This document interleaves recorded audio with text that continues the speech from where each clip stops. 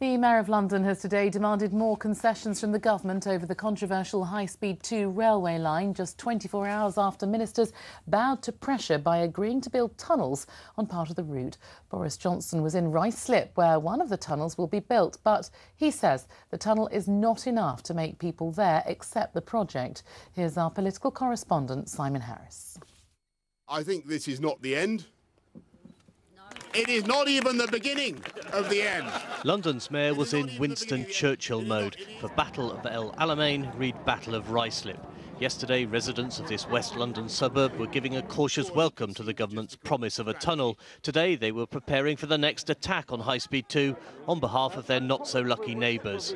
In Perivale, the line is elevated. In fact, it's the only part of the line going through London where it's on an elevator. So we're very concerned about the noise going over the rooftops and carrying a lot further. Ideally, if we have to have this unneeded railway, put the whole thing underground from London to Birmingham. In the battle between government and local residents, Boris Johnson sided with the voters, hardly surprising with an election around the corner.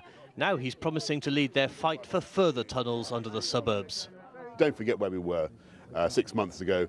People said it was completely absurd. I was told by the Secretary of State that there was no chance at all initially of getting a tunnel under Ruislip.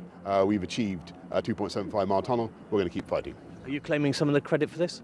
Well, obviously, loads of people have been making this case, and I congratulate everybody who's been involved. London's mayor also questioned the business case for HS2, and he's not alone. Even official government figures seem to cast doubt on whether spending £32 billion will deliver value for money. According to the Department for Transport, the economic case for the London to Birmingham section has been downgraded from medium to low.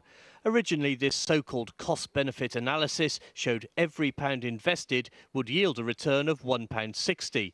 But more recent calculations show the return has dropped to £1.40. At the moment, there are much more urgent problems to be solved, much better ways of spending the money. This scheme will not produce any benefit at all till 2026. And we're very short of capital for good public projects, and there are better ways to spend the money. Ministers insist the new railway will be much better value for money once the second section to Leeds and Manchester opens. But that's 21 years away.